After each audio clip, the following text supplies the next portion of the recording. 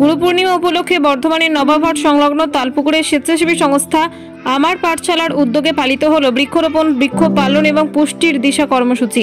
অনুষ্ঠানে পাঠশালা সংলগ্ন কালী মন্দির প্রাঙ্গণে জবা, গন্ধরাজ, করবী, জুঁই, কামিনী, টগর ইত্যাদি 20টি ফুলের গাছ লাগানো হয় এবং সেই সঙ্গে 60 জন সুবিধা বঞ্চিত ও পিছিয়ে পড়া শিশুদের হাতে তুলে দেওয়া হয় কেক, কলা, আপেল, মিষ্টান্ন সহযোগে পুষ্টিকর খাদ্য সামগ্রী।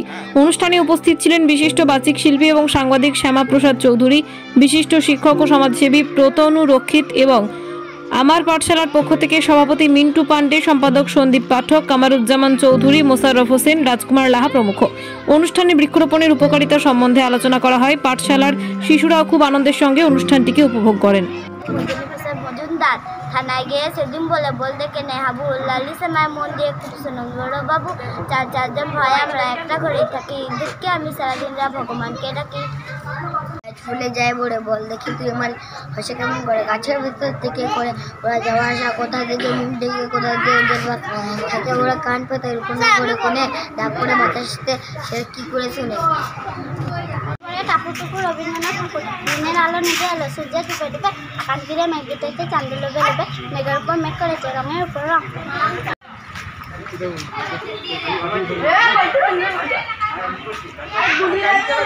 নমস্কার। গত এক সপ্তাহ যাবৎ আমরা অরণ্য সপ্তাহ পালন করেছি। আজকে সেই অরণ্য সপ্তাহের রেশটুকু নিয়েই গোদা তালপুকুর অঞ্চলে আমার পাঠশালার উদ্যোগে বৃক্ষচারা রোপণ করা হলো এবং মূলত ছোট গাছগুলিকে এখানে রোপণ করা হলো। আমরা সবাই এসে এখানে উপস্থিত হয়েছি। বিশ্বায়নে প্রধান যে বিষয়টি আজকে খুব চিন্তাগ্রস্ত সেটি হচ্ছে যে সবুজকে রক্ষা করতে হবে। দুটি বিষয় খুব গুরুত্বপূর্ণ, সব জায়গায় আলোচনা হচ্ছে, আমি তো কিছু বলবো না। একটা হচ্ছে যে গাছ বাঁচাতে হবে, সবুজ বাঁচাতে হবে, আর সেই সঙ্গে জল সংরক্ষণ করতে হবে, জল বাঁচাতে হবে। এই দুটি বিষয়কে লক্ষ্য রেখে আমরা পথ চলার চেষ্টা করব। তার মধ্যে আজকে বৃক্ষরোপণ করা হলো, চারিদিক সবুজে ভরে উঠুক। আর সবুজে ভরে উঠলে যে কত আনন্দ হয় সেই বিষয়টা নিয়ে একটি সঙ্গীত আমি পরিবেশন করছি। সুন্দরবনে সুন্দর গাছ, সবচেয়ে সেরা এই যে গাছ, সুন্দরবনে সুন্দর গাছ, সবচেয়ে সেরা এই যে গাছ, গাছটি সুন্দরবনে। চারিদিকে রোদ্দুর যেন ঝিলমিল ঝিলমিল কাঁচ, কচি সবুজ পাতার নাচ, গাছটি সুন্দরবনে, গাছটি সুন্দরবনে।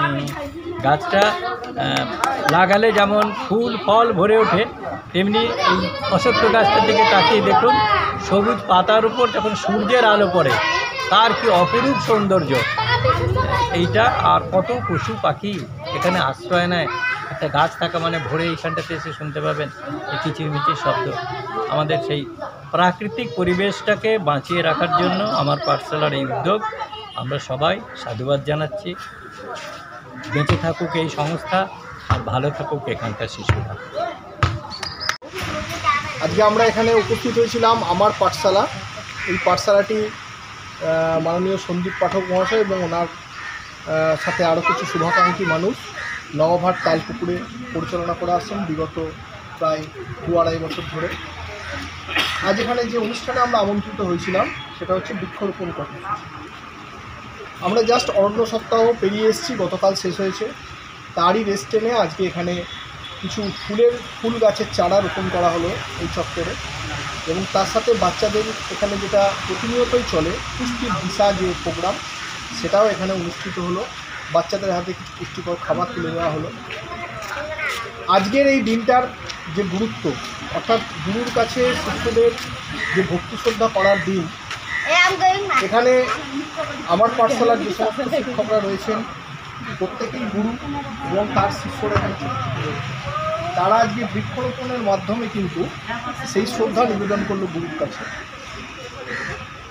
এই গাছ বড় হয়ে উঠুক, আমাদের প্রকৃতির পরিবেশে যে বিশ্ব উষ্ণায়নের যে সমস্যা আমরা সম্মুখীন হচ্ছি তার মোকাবিলা করার জন্য এই গাছ ফুলে ফলে ভরে উঠুক, অক্সিজেন দিক এই অঞ্চলকে।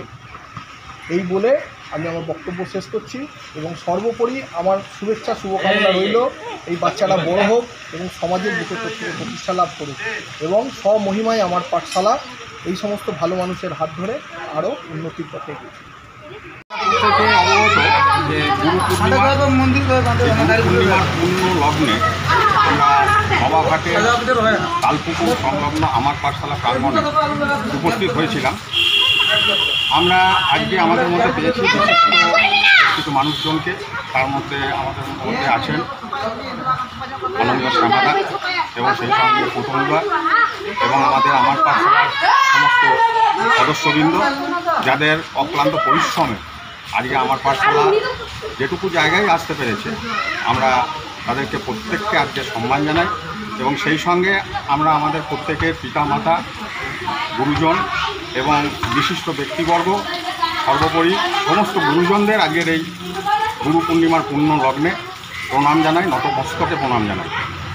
আজকে আমরা এই যারা আমাদের মধ্যে বিশিষ্ট মানুষজন ছিলেন, আমার পাঠশালার ছাত্রছাত্রীরা তাদেরকে বৃক্ষ শিশু দিয়ে বরণ করে নিলেন এবং সেই সঙ্গে আমার পাঠশালা প্রাঙ্গণে কালী মন্দির চত্বরে 20টি শিশু বৃক্ষ, এবং মেনলি ফুলের গাছ, তার মধ্যে যেমন জবা, টগর, আমিনি, এই সমস্ত ফুলের গাছ আছে, জুঁই, সেইগুলি বাচ্চাদের দ্বারা এখানে রোপিত হলো এবং আমাদের যে বিশিষ্ট ব্যক্তিবর্গ উপস্থিত ছিলেন তাদের দ্বারাও এখানে রোপিত হলো। বাচ্চাদের মধ্যে বৃক্ষরোপণের যে গুরুত্ব, সেই গুরুত্ব সম্বন্ধেও আমাদের মধ্যে আমাদের বিশিষ্ট অতিথিরা আলোচনা করলেন। আমরা প্রত্যেকে জানি আজকে যে বিশ্ব উষ্ণায়ন, গ্লোবাল ওয়ার্মিং এবং তার সঙ্গে অ্যাসিড রেন, এই সমস্ত যে পরিবেশ দূষণের যে সমস্ত বাহকগুলি রয়েছে, সেগুলিকে প্রশমিত করার জন্য বৃক্ষরোপণ আজকে বিশেষ উপযোগী এবং বৃক্ষরোপণের প্রাসঙ্গিকতাকে মাথায় রেখে আমরা আজকের এই কর্মসূচিকে গ্রহণ করেছিলাম। তার সঙ্গে বাস্তুতন্ত্র রক্ষার ক্ষেত্রেও বৃক্ষরোপণের একটা গুরুত্ব রয়েছে। সেই জন্য আমরা আজকে এই বৃক্ষরোপণ কর্মসূচি সকলে মিলে এখানে উপস্থিত যারা আমাদের মধ্যে উপস্থিত ছিলেন, সেই সমস্ত বিশিষ্ট মানুষজন সকলে মিলে আজকে এই বৃক্ষরোপণ কর্মসূচিকে সফল করলাম। দেখা যাচ্ছে অরণ্য সপ্তাহ পালন হচ্ছে, বৃক্ষরোপণও হচ্ছে, কিন্তু পরিচর্যা ঠিকঠাক হচ্ছে না, এই নিয়ে কী বলবো? সেই জন্যই আমরা সেই জিনিসটাকে মাথায় রেখেই আমরা আজকে আমাদের এই কালী মন্দির চত্বরে যে ঘেরা জায়গা রয়েছে, যেখানে আমাদের পাঠশালা প্রোগ্রাম চলে, সেই ঘেরা জায়গার মধ্যে আমরা এই বৃক্ষরোপণ কর্মসূচিকে করলাম এবং সেই সঙ্গে আমাদের এই যারা একটু বড় বড় যারা আছে, বাচ্চারা আছে, তাদেরকে বলা হলো যে গাছটা নিয়মিত পরিচর্যা করতে এবং তাদেরকে দায়িত্ব দেওয়া হলো যে জল দেওয়া থেকে শুরু করে গাছটিকে বড় করা এবং সেই সময় আমরা যখন দেখব যে গাছগুলি, যাদের গাছগুলি বড় হয়েছে, তাদেরকে একটু পুরস্কৃতও করা হবে, এইভাবে তাদেরকে উৎসাহিত করা হবে যাতে গাছগুলি ভবিষ্যতে আমাদের যে উদ্দেশ্য, সেই উদ্দেশ্য সাধিত করতে পারে। আপনার নাম, পরিচয়? আমার সন্দীপ পাঠক, আমি আমার পাঠশালার সম্পাদক। সেই সঙ্গে আমাদের এই আমার পাঠশালার একটি স্পেশাল প্রোগ্রাম চলে, পুষ্টির দিশা কর্মসূচি। সেই পুষ্টির দিশা কর্মসূচির মাধ্যমে বাচ্চাদের হাতে আমরা কিছু পুষ্টিকর খাবারও তুলে দিলাম আজকের এই পবিত্র দিনে। সকলকে আমরা আজকের এই পুণ্য লগ্নে সকলকে পুনরায় নতমস্তকে প্রণাম জানাই এবং আমার পাঠশালার শ্রীবৃদ্ধি কামনা করি। উপস্থিত আছেন কারা সংস্থা?